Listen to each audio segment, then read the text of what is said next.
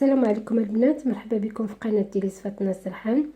نتمنى ان شاء الله دائما تكونوا بخير وعلى خير. الفيديو ديالي ان شاء الله يلقاكم بكل صحه جيده ان شاء الله. بالنسبه للوصفه ديال اليوم، اليوم اول مره غادي ندير طاجين في القناه ديالي. بغيت نتقاسم معكم واحد الطاجين تكويرات ديال الحوت بواحد الطريقه اللي مغيره. حنا اللي مسانسين كنديروا دائما الطاجين كيكون على الطيبه ديال الحموضه، وكيكون هذا الطاجين غادي يكون حلو مالح.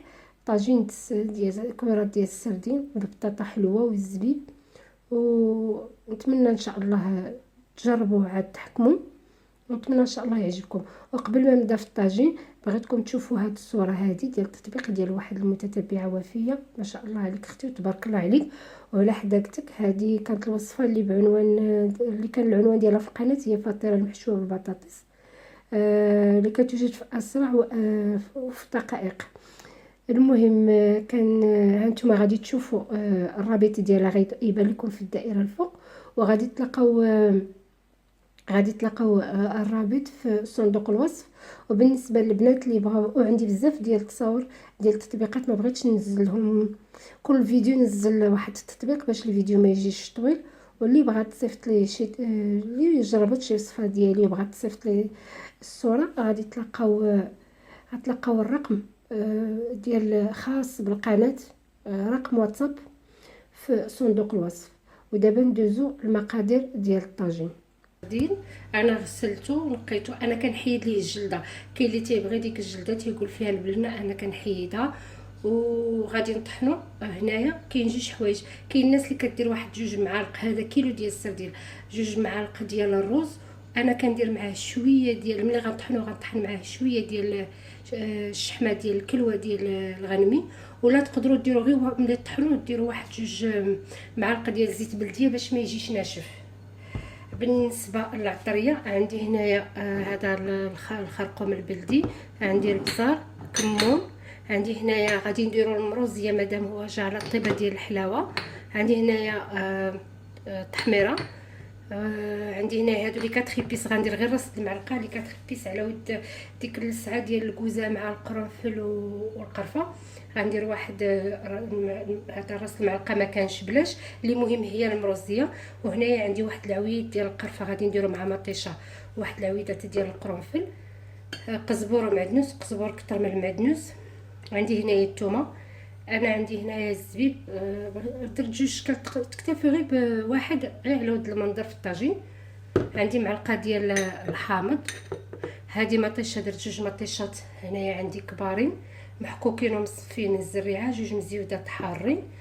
وخلاص البطاطا، بطاطا حلوه. اول حاجه غادي ندير غادي نتبل المطيشه باش غادي نديرها في الطاجين تغلى شويه بما نطحن الحوت.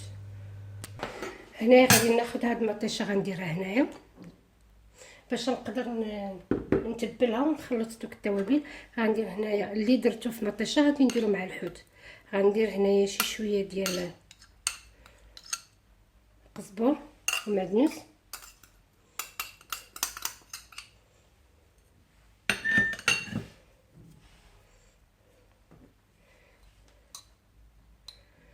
شويه د الكمون،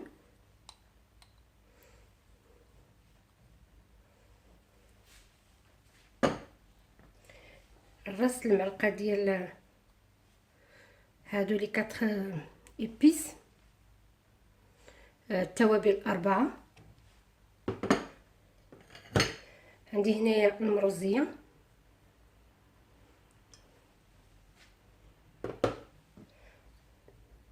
هنايا التحميره،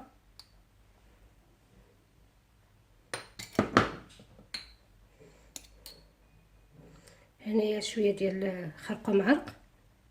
انا كنكثر منه لان صحي بزاف. عندي هنايا شويه ديال البزار،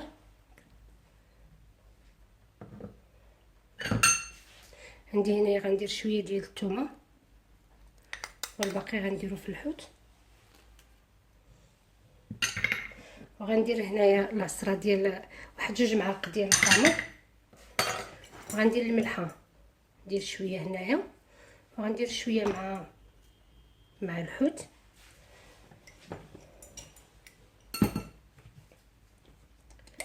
غندير شويه ديال الزبيته هنايا،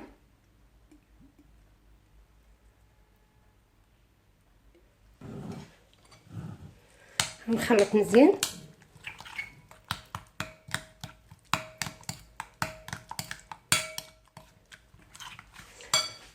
غنجيب الطاجين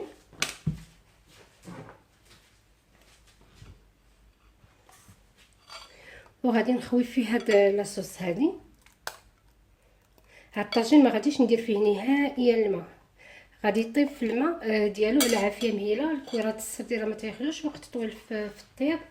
صافي غادي ناخذ هاد الطويجين ديالي غنديرو فوق البوطه على عافيه مهيله بما تغلى ليا مطيشه شي شويه، على ما نوجد الكويرات ديال الحوت نطحنهم. تما باقي غنزيد واحد الطريف صغير ديال الشحمه وغنطحن كلشي وغادي نتلاقاو من بعد. انا خديت هنايا الطحانه هذه، تقدروا تطحنوا في الطحانه اللي بغيتو ولا ديك الطحانه ديال اليد كتكون احسن.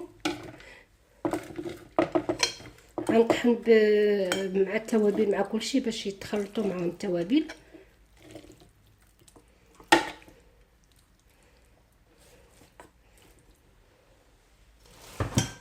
وهنايا هذاك واحد الطريف صغير ديال الشحمه ديال الكلوه ديال الغنمي، حكيتها في الحكاكه لان هي كانت عندي في المجمد باش تجي سهله تطحن. صافي غادي نطحن، غادي نديرهم كويرات صافي ونتلاقاو باش هذه هي لاصوص ديال المطيشه بعد لي طلعت معها الغيه. هذه الصلصه المطيشه ديالنا طلعت مع الغيه. غادي نلوح العود ديال القرفه والعويدات ديال القرنفل.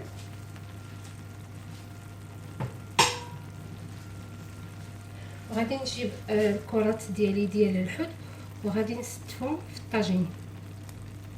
غنجيب بهم الذره كامله في الطاجين. هنايا نقيت هذيك البطاطا الحلوه، غادي نقطعها مكعبات على هاد الصلصه ديال المطيشه باش تشرب من النكهه ديالها.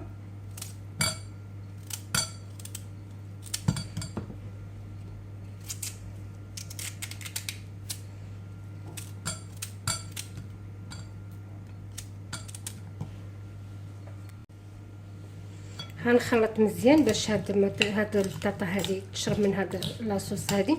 صافي غادي نديرها فوق الطويجين.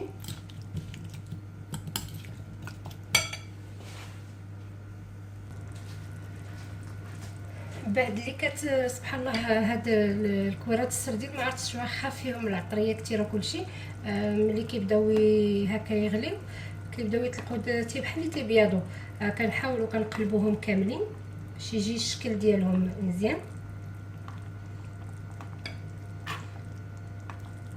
هما ما غاديش ندير الماء، غادي يطيبوا في مطيشه صافي. ومعروف هاد الكويرات راه ما تياخذوش وقت بزاف وحتى البطاطا دغيا كطيب. صافي غادي نقلبهم كاملين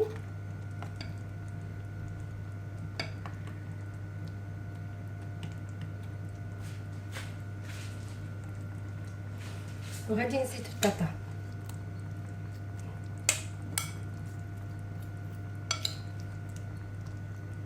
نحط هاد البطاطا بين هاد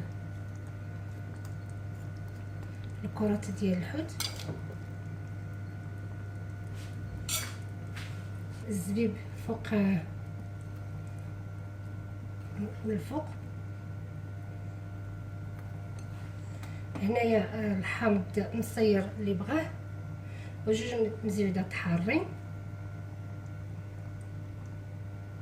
صافي نسد على الطاجين ديالو ونخليه حتى يطيب على خاطرو، ما غنزيدو لا ما لا والو. غادي يطيب في هذيك مطيشه حتى يطيب، وديك الساعه غادي ملي يطيب غنوري لكم تشوفوه في الاخر كيفاش كيولي.